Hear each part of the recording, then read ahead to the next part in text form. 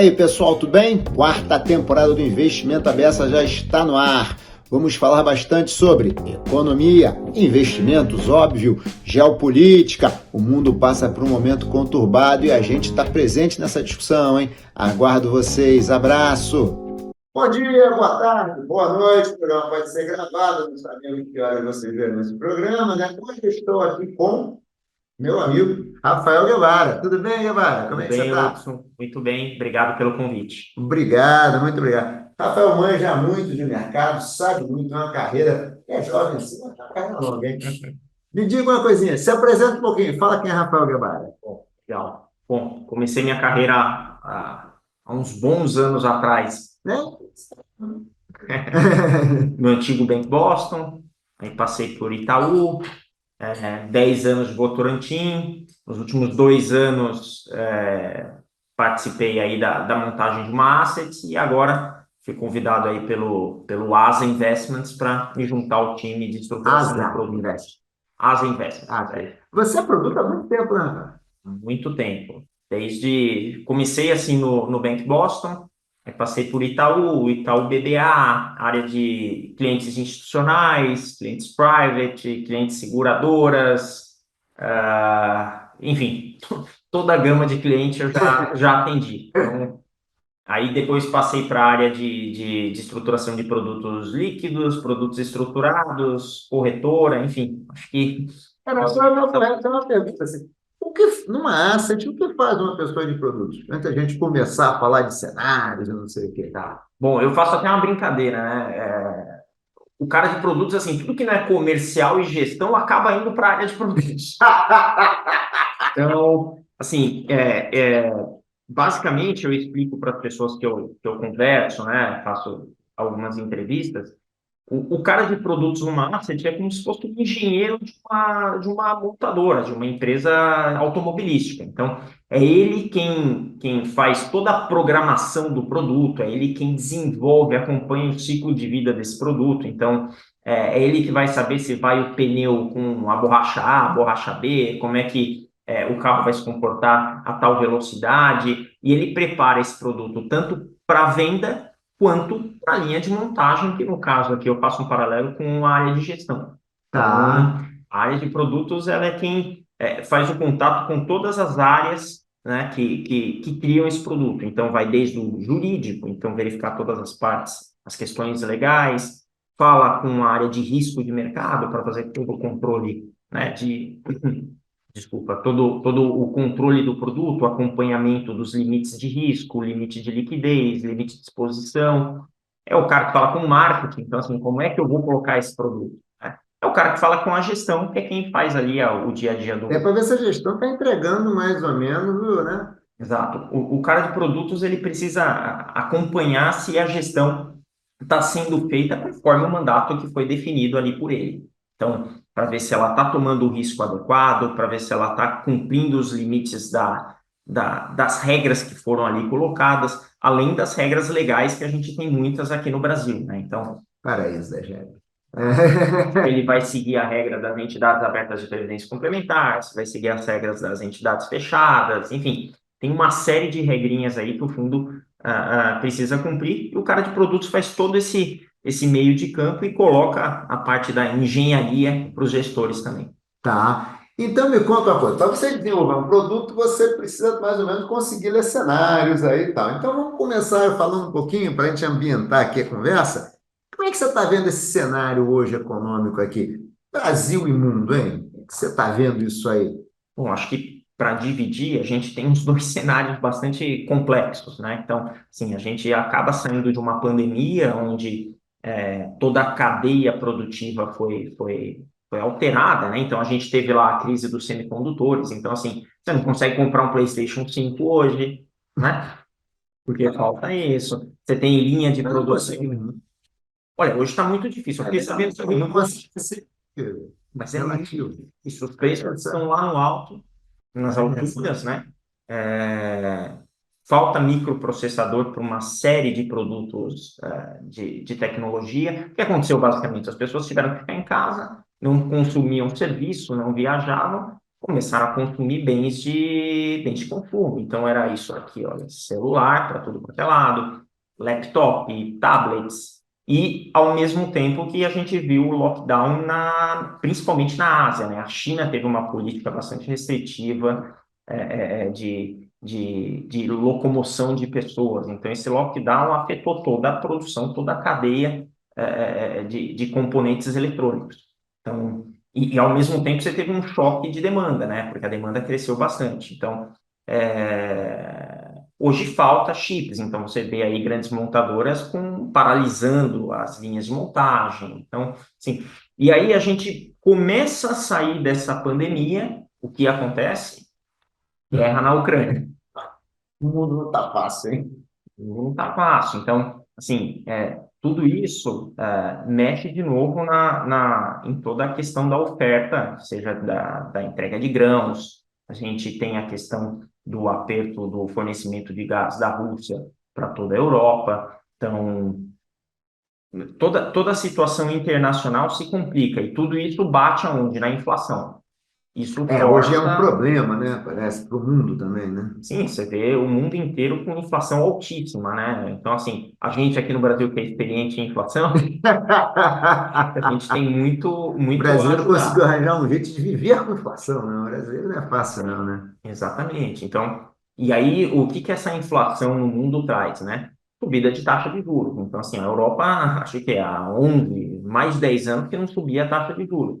Sei lá, um tempasso mesmo. Né? Antes, até pouco tempo atrás, você deixa o dinheiro no banco, você tem menos dinheiro do que você depositou. Esquisito pra gente, né? Você deixar 100 pega 99, né? Exatamente. Então, assim, você começa a fazer uma taxa, o BCE começa a subir a taxa de juros lá na Europa, os Estados Unidos subindo juros para arrefecer um pouco a economia, e num contexto muito interessante, né?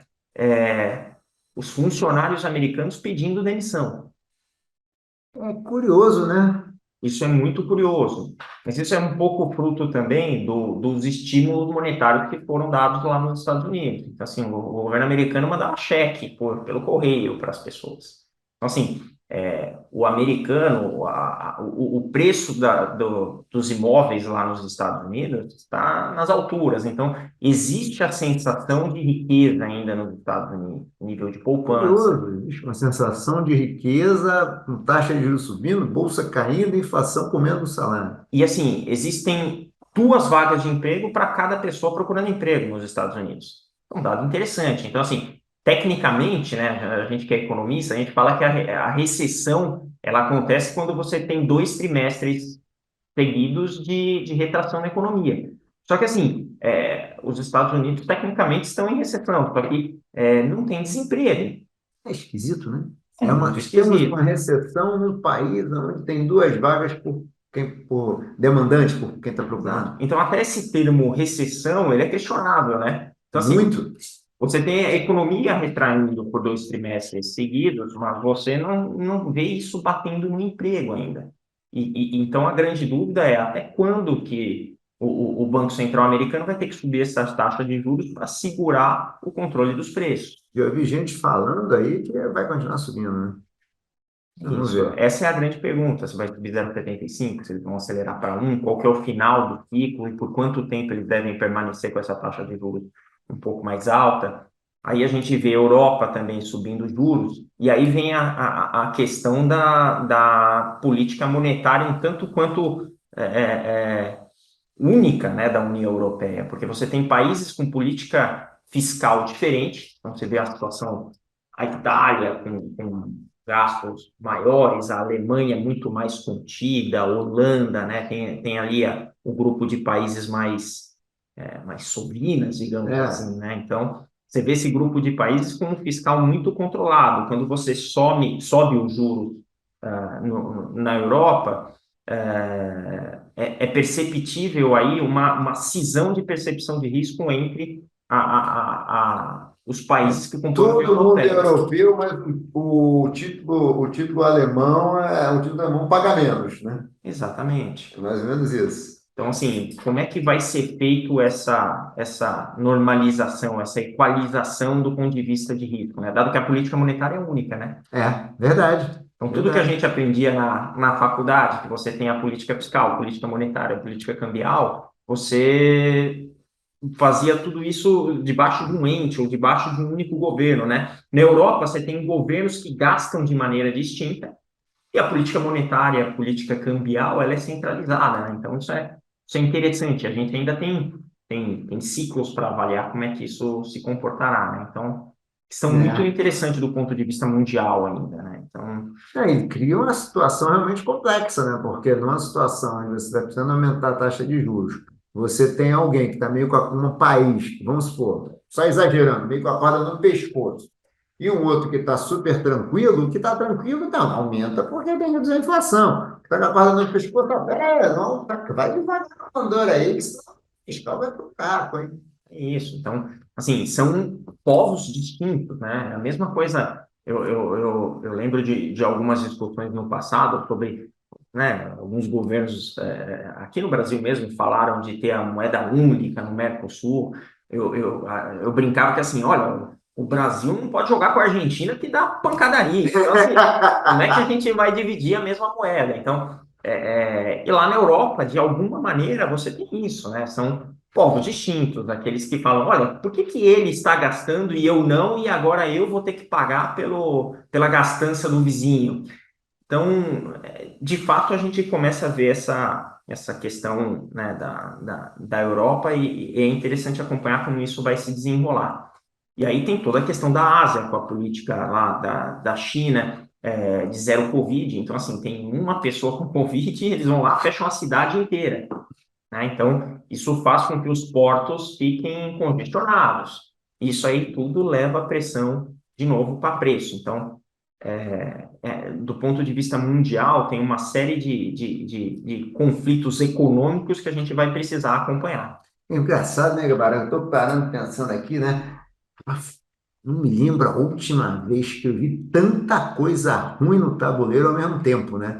Porque você tá falando aqui, ó, as cadeias de produção desarticuladas, Covid, aí você tem a inflação, aí você tem uma guerra, aí eu estava vendo agora, desde ontem, anteontem, final de semana já estava vendo esse negócio da visita da Nancy Pelosi, a presidente da Câmara Americana, para Taiwan, e a China já acha que isso é um apoio a Taiwan, portanto mereceria uma retaliação. Você fica, mas peraí, que mundo é esse que a gente está vivendo? De repente, tudo de ruim, parece que abriu uma caixa de Pandora, né?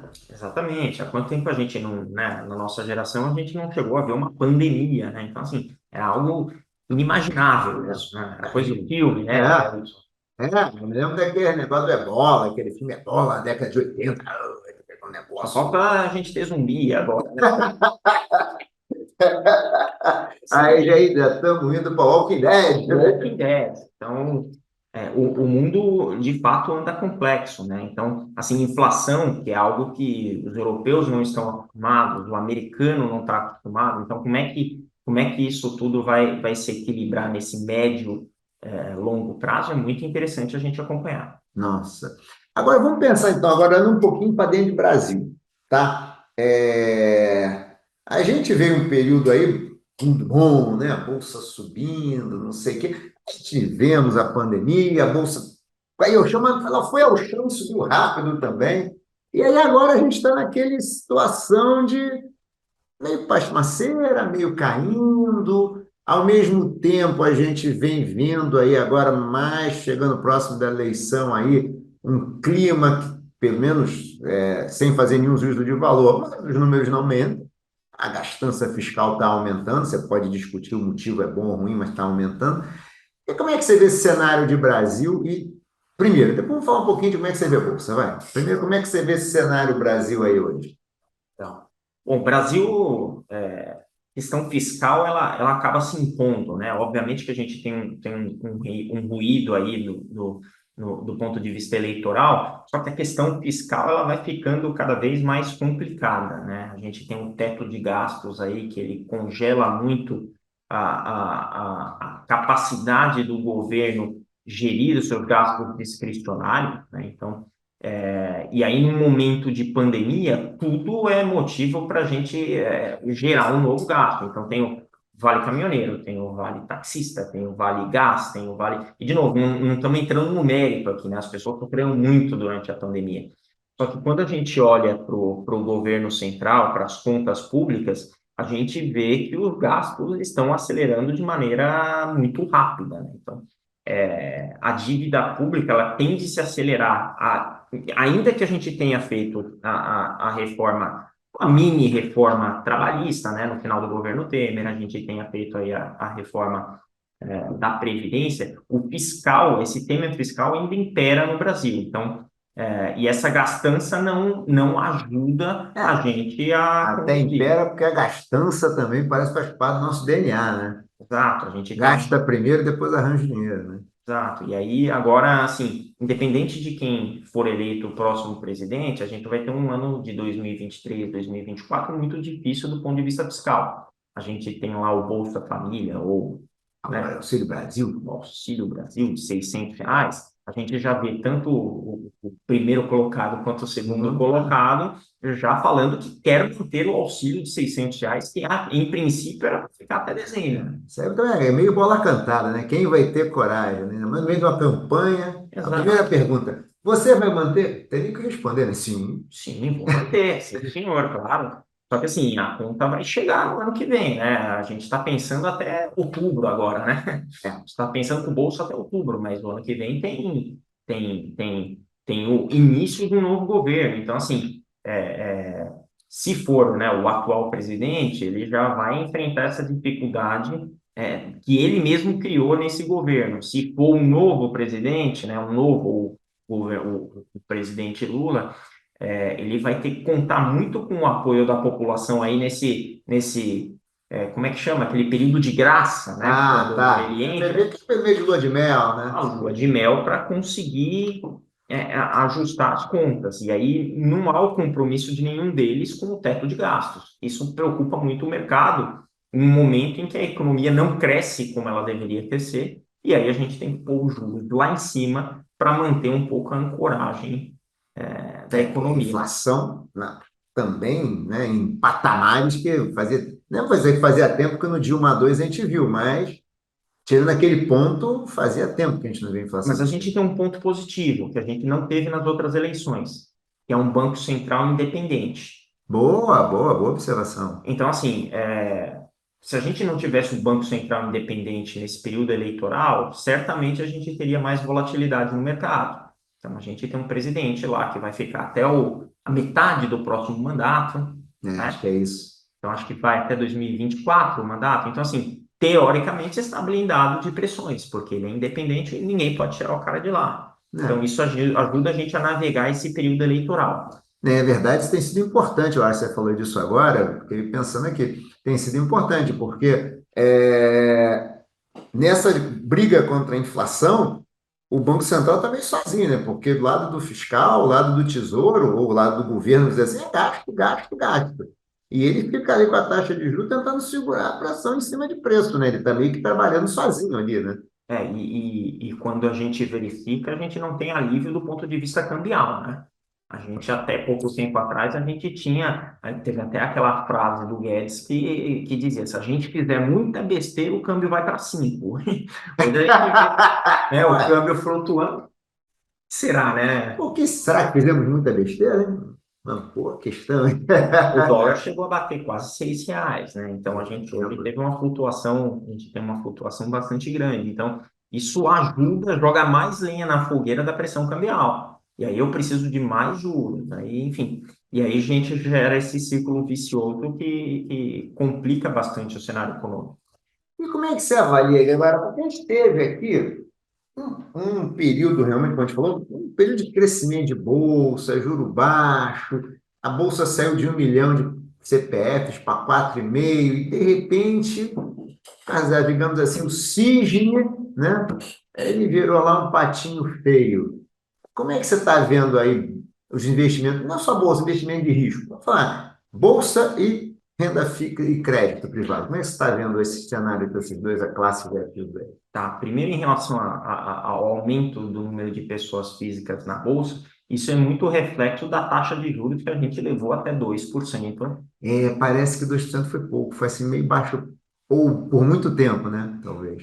Isso, assim, o brasileiro, ele gosta daquela conversa que a gente tem aqui de ter um 1% ao mês, né? Nossa, esta maldição, digamos assim, né? Exato. Então, assim, quando ele olha e vê o juro a 2% ao ano, bate ali uma paura, né? Então, e aí a gente vê bastante influence, bastante, né, uma questão bastante direcionada para levar essas pessoas físicas à bolsa. E aí, enfim, a gente tem aquele cenário onde as pessoas não diferenciam preço de valor, né? Então, assim, valor é o que a gente deve comprar na bolsa, é diferente do preço. O preço ele varia ao longo do tempo de acordo com as premissas macroeconômicas. Só que empresas de valor é o que faz a gente manter o nosso dinheiro vivo ao longo do tempo. Então, com muita gente entrando na bolsa, a gente gera essas distorções de preço e distorções de entendimento, né, de bolsa. É. E aí tem o suitability que você conhece muito bem, né? Será que boa parte dessas pessoas que estavam na bolsa, elas deveriam estar lá? Deve Então, ter concentrado tanto, né?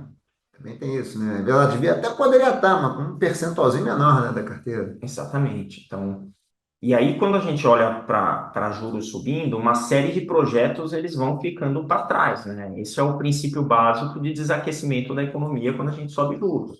Então, assim, aqueles projetos que com o juro a 2 e que daria um retorno de 10 ao ano faziam muito sentido. Agora, com a taxa de juros aí próxima de 14, Pô, esses projetos já não são mais projeto de interessantes. 10 está dando prejuízo, né? Está dando, né? O custo de oportunidade É, fica ruim, né? sim, exatamente, exatamente. E aí, nesse cenário, assim, pelo que a gente está avaliando, a primeira coisa é não dá para esperar uma bolsa adiante nos próximos meses. Eu vejo né, os grandes investidores eles estão um tanto quanto receosos, esperando um pouco para esse cenário ficar um pouco mais claro. Então, assim, a gente vê esse cenário no mundo muito, né? Agora eu não sei nem se a Nancy Pelosi está voando para Taiwan, por exemplo. Então, assim, tem a questão do gás na Europa, tem toda essa questão eleitoral no Brasil, tem a questão fiscal. Enquanto isso, os juros, a Selic está pagando 13, 14 ao ano. Então, assim, por que que eu vou correr risco de bolsa se eu estou com 13, 14 aqui na renda fixa? Olha, tranquilo, né?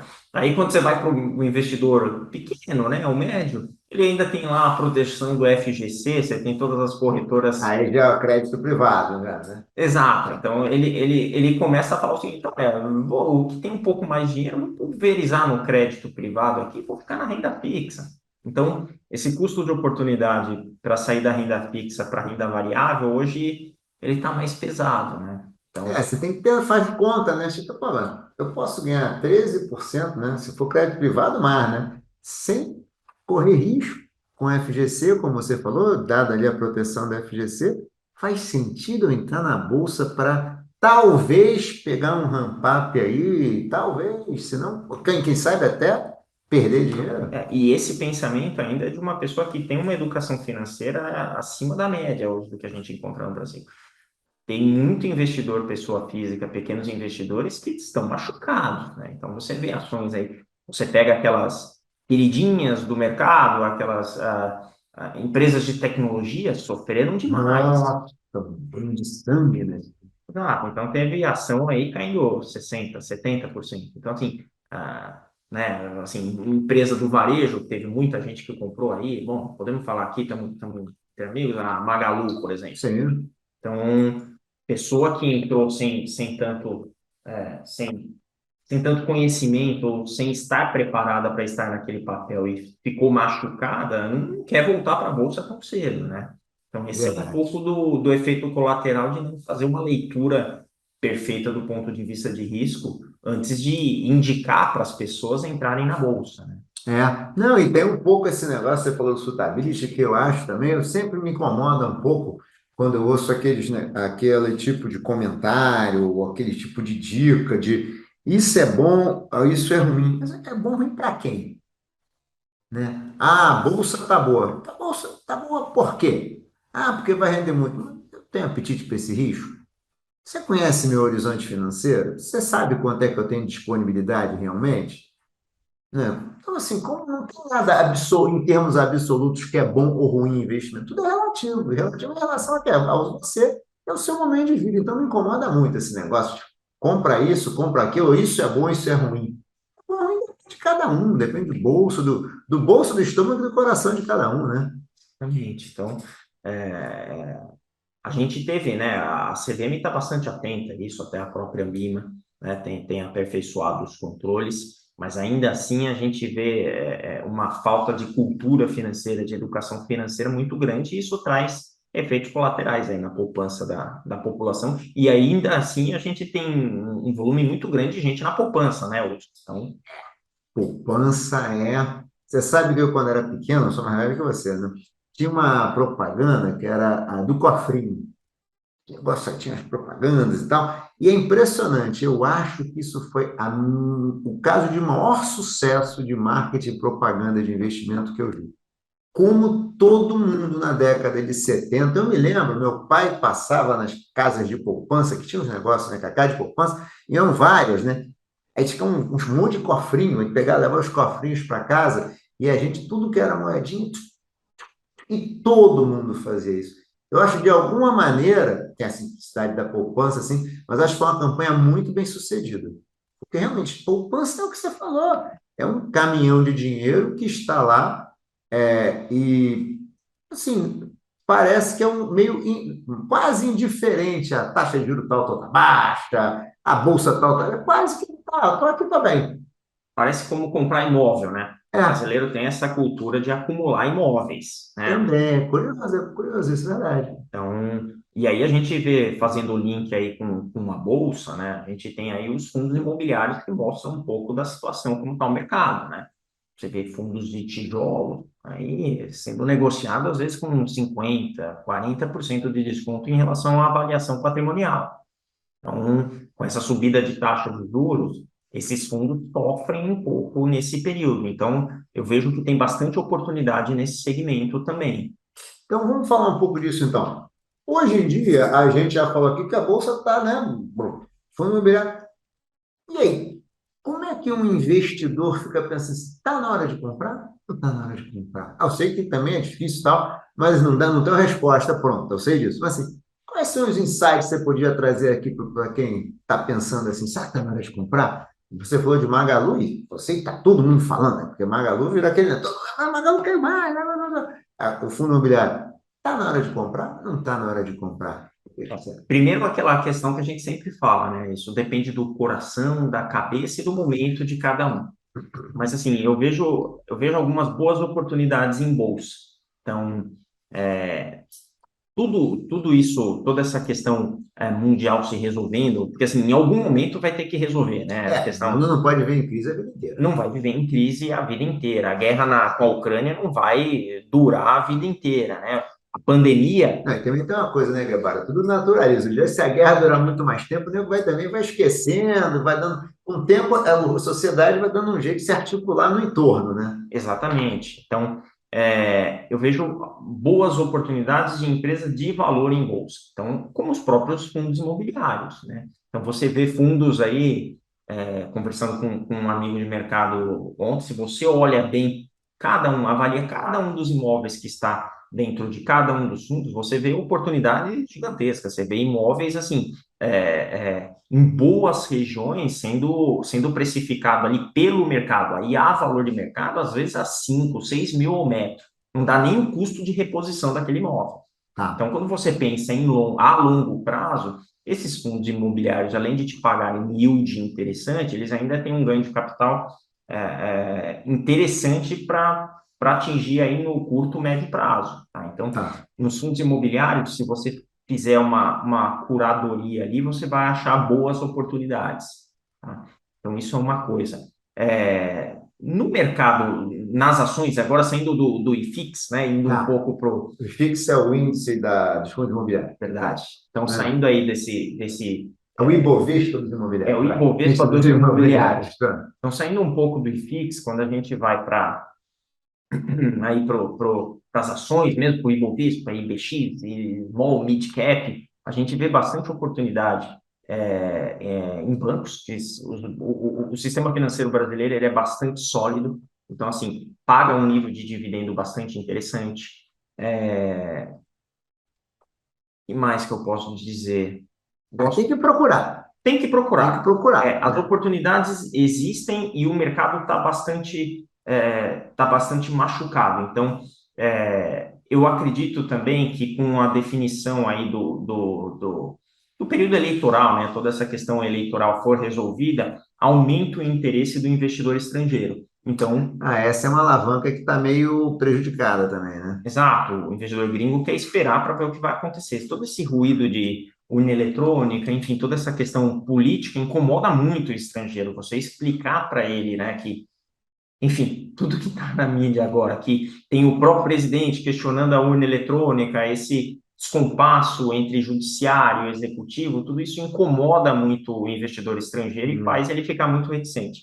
Então, essa questão se resolvendo, e aí esperando que se resolva ao longo dos próximos meses, há uma tendência do investidor estrangeiro voltar para o Brasil, até pelo câmbio bastante, o real está bastante depreciado, então é uma alavanca interessante para a Bolsa de Valores. Então, Tá.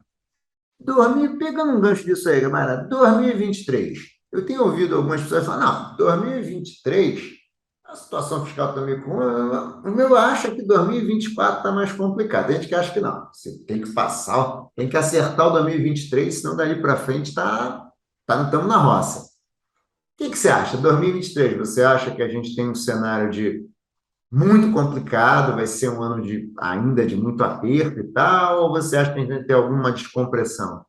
olha, boa parte da inflação a gente trocou um pouco, né? A gente mexeu um pouco na inclinação da curva, então Verdade. a gente, a gente trocou um pouco de inflação, a gente diminuiu um pouco a inflação de curto prazo, jogando um pouco para frente, né? Com as reduções, principalmente no segmento de combustíveis. Então, a gente diminuiu um pouco a inflação em 2022, mas jogou para 2023. O que faz com que o Banco Central tenha que observar um pouco mais esse comportamento, ele tem que alongar um pouco o horizonte de leitura, né? Então, para ancorar as expectativas. Para 2023, a gente ainda vê uma inflação, pelo menos pelo Boletim Focus, a gente ainda vê uma inflação um tanto quanto acima do centro da meta. Então, isso sugere que o Banco Central tenha que subir um pouco mais a taxa de juros ou ele ser um pouco, ou alongar um pouco mais o prazo dessa taxa. Então, tudo vai depender muito. Agora, a gente se volta um pouco para o lado político, né? Como é que vai ser a condução da política econômica do próximo presidente? Então, assim, vai influenciar muito quem o próximo presidente. Bom, o atual presidente provavelmente continua com Guedes, mas assim, se for Lula, quem que vai ser a pessoa que vai comandar a economia? Enfim, o mercado está muito atento a essa questão política para aí sim tomar decisões mais assertivas acerca de 2023 e 2024. Então, assim, Tá difícil, né? tá difícil. O cenário tanto nacional como mundial, ele sugere que haja um conservadorismo e que a gente aproveite essas taxas de juros que estão subindo. Por isso a bolsa sobe. É. E você colocou um ponto aqui, lá, quando a gente está falando de bolsa, que eu achei bem interessante, que você atribui boa parte do crescimento dos CPF da bolsa não ao crescimento da bolsa em si, né? Não estou dizendo que dá para separar, mas se a gente pudesse pegar uma decisão de uma pessoa e separar em duas partes, uma parte a bolsa está crescendo, vou botar meu dinheiro lá, mas outra parte talvez seja muito relevante, ou tão relevante quanto mas a renda fixa não está pagando nada, né? Então, assim, o cara, na verdade, uma boa para decisão não é a ganância, é pelo incômodo de você estar com um negócio aqui que não me paga meu 1%, eu tenho que sair daqui porque não paga 1%, né? E nesse cenário hoje que você está colocando, né, o Fox é o contrário, né? A Bolsa está caindo, a taxa de juros voltou para 1% ao mês, o que tinha muito órfão aí, muita gente com saudade, né? Voltou, Exato. né? Tem títulos pré-fixados aí, mais de longo prazo, o que é interessante, né? Títulos mais longos pagando menos do que títulos de curto prazo, Curioso, por porque favor, fala um pouquinho. existe uma percepção de que a taxa de juros em algum momento precisa cair, né? Assim, há a percepção de mercado de que a gente está com mais juro do que o necessário para ter o equilíbrio da economia. Então, lá na frente, a ideia é que a taxa de juros volte a cair. A gente não sabe se no final de 2023, se no começo de 2024. Então, para títulos mais longos, a rentabilidade ela é um pouco menor do que para os títulos mais curtos, porque há essa leitura. Curioso, É né? curioso, a gente Você deixa o seu dinheiro aqui comigo mais tempo, mas eu te pago menos. exatamente o que para a gente assim, né, no conhecimento genérico, conhecimento geral, é um tanto quanto é um trade-off ali difícil de explicar, né, para o cliente. Ele fala, então eu vou ficar 2 anos. Aí eu falo, olha, mas na hora que você for renovar, talvez você não tenha aquela taxa que você tem agora do longo prazo. Então, assim, é uma conta difícil de se fazer para o público em geral. Então, o que a gente tem sugerido, o que a gente tem conversado com amigos, enfim, é que a gente faça aí uma ponderação de risco na carteira, né? Então, comprando um pouco ativos de curto prazo, onde a gente tem uma visibilidade bastante grande da economia, e aí colocando uma parcela menor no longo prazo, porque existe ainda um risco fiscal, um risco que a gente não está ponderando, que pode ser necessária a subida de taxa de juros lá na frente. É curioso, né? Porque assim, olha só a situação. No longo prazo, você tem uma taxa muito boa. Então, de repente, vale a pena segurar essa taxa, mesmo que ela seja menor que a de curto, Exato. né? Só que também, cuidado para não se expor muito no longo prazo, apesar da taxa muito boa, que talvez vai vir até a subir, porque vai depender do risco fiscal. É isso. Então, assim, o cenário, a visibilidade está muito mais para curto, médio prazo do que para o longo prazo, né? Apesar de parecer meio óbvio, o longo prazo já esteve mais claro em alguns É, momentos. Hoje, até os fundos de pensão que a gente tem lido por aí é a busca por ativos mais de curto, médio prazo, que é onde a gente acha que tem prêmio. E no longo prazo, assim, vamos esperar para ver, não vamos alongar tanto não, porque os juros ainda pode subir um pouco. Os né? prêmios de risco podem subir, aí quando abre a taxa de juros, sobe a taxa de juros, cai o PU, e aí todo Cai mundo o sobe. preço e aí a carteira cai, o fundo rende menos, etc. Até ter um dia de rentabilidade negativa, coisa do tipo, né? Exatamente. Nesse cenário, indo aqui, Gabriel, a gente tem lá as nossas questões de tempo, a gente fala sempre disso aqui no programa, né? Não podemos passar muito do nosso, a gente tem um tempo mais ou menos programado. Nesse cenário, quais são os drivers? O que deveria direcionar a decisão de um investidor? Assim, o que ele deveria pensar? Que risco deveria mapear? Que horizonte? Como é que você vê isso? Porque é um ambiente desafiador para profissionais. Outro dia eu estava falando sobre isso num artigo do Valor Invest. As pessoas, não, porque é um artigo que alguém falou para mim, não, fundo é muito bom para investidor iniciante. Iniciante. Tem um gestor, o cara estudou, o cara faz gestão, não sei o quê. Está difícil para ele tomar a decisão, que dirá um investidor sozinho. Então, assim, não está um cenário fácil nem para profissional. Então, hoje, um investidor, quando põe, vou tomar a decisão de botar meu dinheiro, o que você deve pensar antes? Quais cuidados?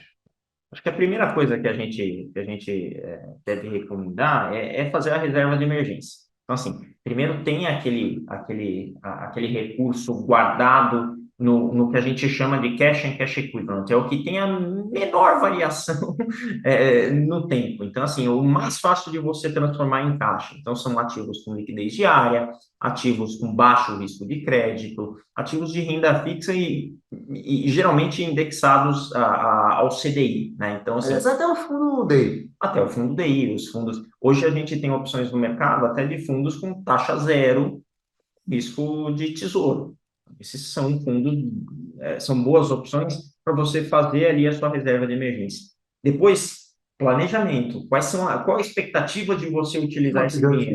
Reserva de emergência fica mais ou menos assim. Qual é a dica? Assim? Tem gente que fala que é 6 meses disso, um ano daquilo. O que que você mais ou menos acha que Olha, um ano, assim, quando a gente lê muita coisa sobre isso, né? é? Muita gente fala que, assim, é o prazo médio para você, imagina que você perde o emprego, o prazo médio para você recuperar o seu emprego é de 6 meses. Então, assim, pelo menos 6 meses do seu custo de vida você deveria ter na reserva de emergência, Tá. né? O ideal é que você tenha pelo menos um ano para você ter tranquilidade para se recuperar ou tem alguma assim, emergência na família, enfim, é a emergência, então precisa estar em caixa, tá? Mas óbvio que você não vai deixar sem rentabilizar, a gente não está na Europa ainda. Deixa ali num fundo DI, num fundo de títulos pós-fixados do governo que não vai te dar dor de cabeça. Após isso, você tem que ter planejamento para a sua vida. Então, assim, você vai querer comprar uma casa, você vai casar, vai comprar uma bicicleta, enfim, você tem que casar esses objetivos como se fossem, né? O meu avô, ele fazia lá os investimentos por cartinhas, né? Então, ele tinha um envelopinho dele, que era a reserva de emergência, aí ele guardava o dinheiro para os filhos, cada um tinha um envelope, ele ia guardando naqueles envelopes para cada um dos filhos. Então, assim, de alguma maneira, esses envelopes ajudam a gente no pensamento de hoje. Então, assim, naquele envelope para comprar a casa, o que você vai investir? Você vai correr risco? Você quer comprar essa casa em 5, 10, 15 anos? Assim, se você for comprar no curto prazo, deixa no fundo DI que você tem previsibilidade. Se você vai comprar um pouco mais no longo prazo, coloca no fundo buscando um pouco mais de rentabilidade. E aí tem aqueles recursos que também é comportamental, né? Previdência. Você pega um jovem começando a fazer sua previdência, não faz sentido ele investir só no CDI, porque ele tem tempo de se recuperar e tem que buscar mais risco. Aí faz sentido ele apimentar um pouco mais essa carteira.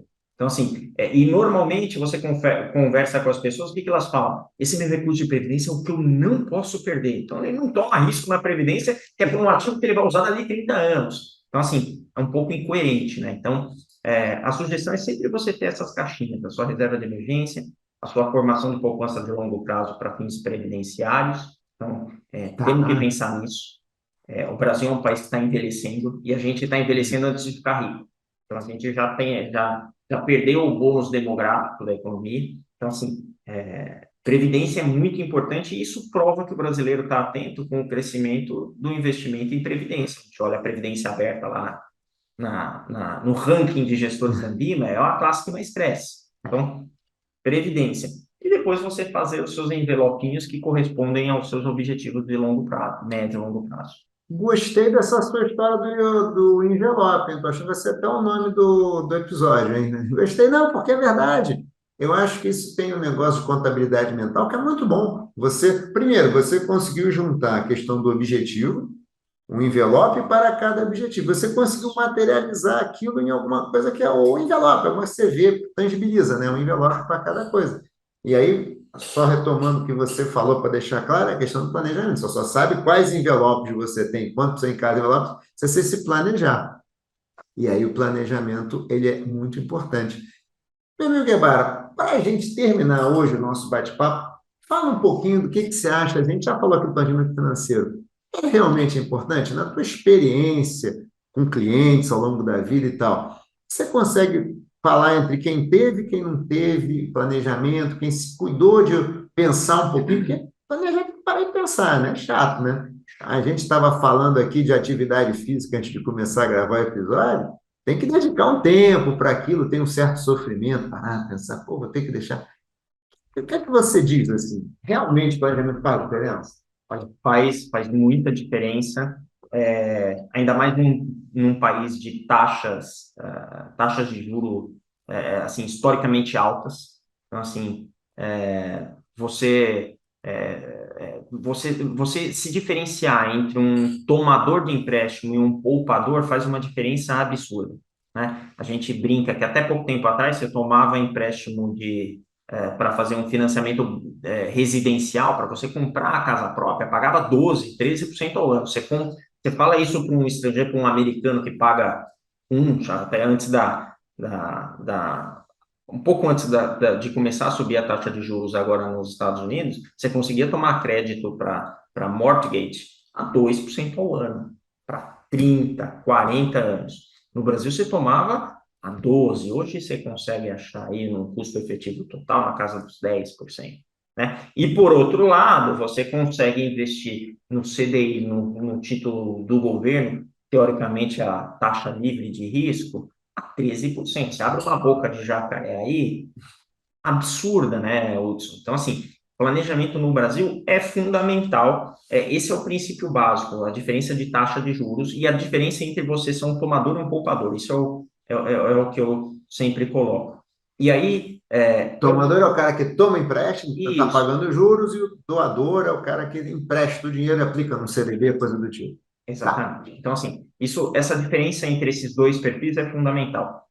E aí você começa a ter as sopas de letrinhas, né? Você começar a fazer seu planejamento para fins de de previdência, então nós temos aqui o PGBL, temos o VGBL, você tem as questões familiares para planejamento sucessório. Então, assim, no Brasil você tem uma gama bastante grande de instrumentos para você planejar essa transmissão de bens. Nós também vivemos num país de imposto bastante alto, então a gente precisa, sim, fazer um planejamento tributário, o que vai impactar menos no nosso bolso do ponto de vista de pagamento de imposto. Então, assim, aí é fundamental para quem é assalariado utilizar os 12% lá do benefício do PGBL, né? Colocar um pouco de dinheiro no VGBL para não pagar o ITCMD, porque aí é um seguro. Só em alguns estados, Hudson, para você fazer a transmissão dos bens para os seus herdeiros, eles cobram 8%. Se você coloca no VGBL, você não paga o ITCMD. Aí você está economizando 8%. No PGBL, você economiza 12% da sua renda tributável. Quando você junta a diferença entre ser um tomador de empréstimo e um doador, que é onde você faz o investimento, você coloca tudo isso no papel, a diferença é absurda a longo prazo. Então, assim, isso a gente consegue verificar dentro do private, que eu já trabalhei, clientes que fazem esse planejamento a longo prazo atingem ganhos de maneira muito mais rápida e de forma consistente do que aqueles que saem gastando e não param para pensar no amanhã. Então, Não sair gastando assim, é o pior, né? Não gasta, você não acha. Você não gasta, tu tiver certeza que você vai gastar, né? pior do que gastar é tomar emprestado para gastar. Nossa, nem fala, nem fala, nem fala, nem fala. O cara a pessoa tem uma demanda para comprar uma caneca. Caneca nem é fundamental, porque ele já tem esse copo aí, e ele quer tanto comprar que pega um empréstimo para comprar uma coisa que ele nem precisava tanto assim. E aí você pega as taxas do cheque especial, estamos falando aqui, beira 100% ao ano, crédito de rotativo de cartão de crédito, as taxas são altíssimas. Então, assim, você também, se precisar tomar crédito, entender onde você vai tomar e em qual linha você vai tomar. Porque a diferença de juros entre eles é absurda também. Então, até para tomar empréstimo, o planejamento é muito importante. Você sabe, conheço uma história de uma pessoa que vivia enrolada com esse negócio. Aí eu falei com ela, faz o seguinte, pega um consignado, paga esse cheque especial e cancela esse negócio. Você vive com problema. Resolve isso da tua vida.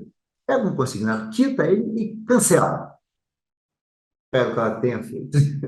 É verdade, a diferença é muito grande. É muito grande. Meu amigo Guevara, infelizmente a gente tem que acabar. Eu queria, antes de te agradecer, pedir para você deixar uma mensagem aqui para a galera que está nos ouvindo e nos assistindo. Bom, queria te agradecer, Hudson, a amizade que a gente tem aí ao longo dos últimos anos. Foi um prazer estar aqui com você. Bom, se é amigo do Hudson, é meu amigo também, então Obrigado. estou à disposição para quem quiser bater um papo, seja em relação a produtos, seja em relação à carreira, mercado financeiro, estou à disposição. Tá bom, então. Meu amigo Guevara, muito, mas muito obrigado. Adorei o papo, cara. Foi muito bom mesmo. Acho que o nome do episódio vai ser alguma coisa com os envelopes, né? Planejamento financeiro e os envelopes. Alguma coisa Ansioso para assistir, me fala. Tá certo. Obrigado mais uma vez. Gente, esse é o episódio número 74 do Investimento Aberta com meu amigo Rafael Guevara. Obrigado a todos. Obrigado, Guevara. Obrigado, Hudson. Valeu.